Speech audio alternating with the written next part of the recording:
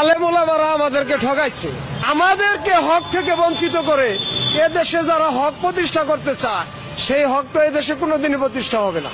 আলেম ওলামারা আমাদেরকে ঠকাইছে। ওই আল্লামা মামুনুল হক বলেন, ওই মিজানুর রহমান আজহারি বলেন, এরা আমাদেরকে ঠকাইছে। কিভাবে জানেন?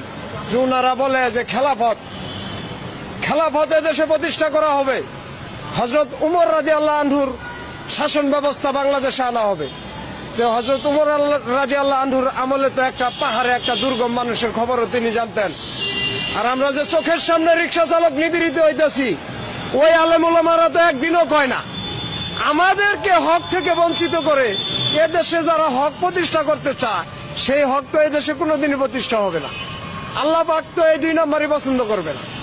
আলেম ওলামাদের দায়িত্ব ছিল যে আমরা রিক্সা চালক, আমাদের 60-70 বছর বয়স, আমাদের মানবাধিকার কি, আমাদের উপরে কি হক আছে, এই দেশে ইসলামের কি হক আছে আমাদের কাছে, আমরা এই রাষ্ট্রের কি হক পাই, এটা আমাদের চাইতে ওই আলেম ওলামারা ভালো জানে। কিন্তু ওনারা আমাদেরকে সিস্টেমে ঠকাইতে আছে। সিস্টেমে ঠকায় আমাদের তো কোনো জায়গায় তারা স্থানই দিচ্ছে না। দালাভাবে ডাকতেছে, রিক্সাওয়ালাগর পোশাক দেন শরীরে, তারা কি কোনো সমাজে যায় দাঁড়াইতে পারে? আলেম ওলামারা কি এটা দেখে না? হযরত উমর রাদিয়াল্লাহু আনহুর সময় তো কেউ বঞ্চিত হয়েছে না। ওই খেলাফত যদি এই দেশে চলে তাহলে আমরা রিক্সাওয়ালারা বঞ্চিত কিভাবে হলাম?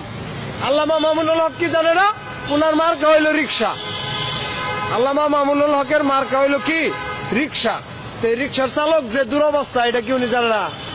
উনি আজ পর্যন্ত কোন একটা ওয়াজে বলছে যে আমাদের দেশে 70, 75, 80 বছর বয়স্ক একটা রিক্সা চালক, তাদের মানের অধিকার কি?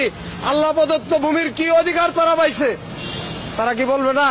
তারা তাদের হকের কথা বলতেছে, কিন্তু আমাদের যে হক এইটার কথা তারা বলতেছে না। আজকে এই কথা কইছি, হয়তো আলেম ওলামারা আমারে ধরতে পারে যে শালা তুই রিক্সাওয়ালা, এত বড় কথা কস আমাকে হুজুরের নামে। ওই হুজুরকে আমরাও সম্মান করি, শ্রদ্ধা করি। আমরা দীর্ঘদিন আশায় ছিলাম যিনারা আল্লাহর কালামের সবকিছু জানে, এই কালাম থেকে যে আমাদেরকে বঞ্চিত করা হইতেছে, অবশ্যই তারা এই কথাটা বলবে। কিন্তু দুঃখের বিষয়, ওনারা আমাদের এই যানবাহনকে মার্কা হিসাবে তৈরি করতেছেন, কিন্তু আমাদের যে দুরবস্থা এ ব্যাপারে কোনো কিছুই বলতেছেন। আর কার কথা বলবো?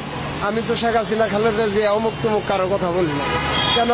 ওই নির্বাচনী ইশতেহার যখন আচরণবিধি ঘোষণা করে তখন কিন্তু নির্বাচন কমিশনই লিখে দেয় যে বুড়ারা না নেওয়া কয়টা রিক্সাওয়ালা করতে পারবো।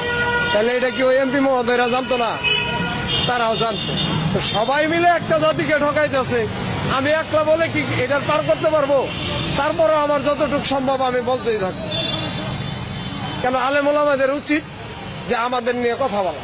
আমরা হক বঞ্চিত, আমরা মৌলিক অধিকার বঞ্চিত, মানব অধিকার বঞ্চিত, রাষ্ট্রীয় সেবা বঞ্চিত, সমস্ত সুযোগ থেকে বঞ্চিত, কিন্তু তারা আমাদের কথা বলে না।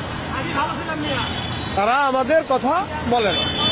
এখন আমার কথা হলো, আমি আপনাদের মাধ্যমে কথাগুলো জাতির সামনে তুলে ধরতে চাই।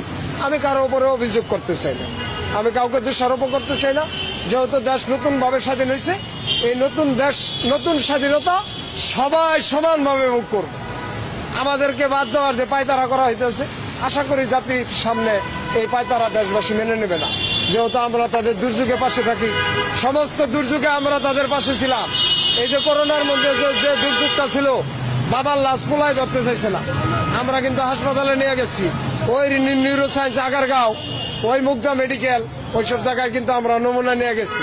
আমরা কিন্তু ডরাই না। জাতির এই যে বৃষ্টিতে তলায় যায়, আমরা ছাড়া কিন্তু কোনো ভরসা থাকে না। আমরা জাতির দুর্যোগে থাকি। অবশ্যই এই দেশবাসী আমাদেরকে বিপদগামী করবে না, কখনোই আমাদের দাবিগুলো পিছনে ঠেলবে। শেষ বার্তা কি আলেম ওলামাদের কাছে? তারা যদি এই রাষ্ট্র গঠন করতে চায় কি ভূমিকা রাখা উচিত? আমি আলেম ওলামাদের কাছে বলছি যে আমিও একজন মুসলমান, আমি ইসলামী শাসন চাই, আল কোরআনের শাসন চাই। এটা আমার চাওয়া, এটা আমার ইমানি দায়িত্ব। কিন্তু আমি আলেম ওলামাদের কাছে বলছি, আমরা রিক্সা চালক, আমরা অধিকার বঞ্চিত। আমাদের মৌলিক অধিকার নিয়ে তারা যেন কথা বলে। আমরা তো শিক্ষিত না, আমরা কিভাবে বলবো? ওনারা আমাদেরকে বাদ দিতেছেন কেন? ইসলাম তো কাউকে বাদ দেয় না, এটা তো শান্তির ধর্ম। আমরা তো মুসলমান, আমাদেরকে এভাবে ছেড়ে দিলেন কেন? এই যে রিক্সা চালকদের মধ্যে যে কি অবস্থা, আপনি জানেন না? আমাদের নাম কোনো ব্যাংকে নামই নাই, কোনো ব্যাংকে আমাদের নামই নাই, আমরা বিশ্বের কাছে দেনা। তো হুজুরেরা কি এইসব বিষয়টা জানে না?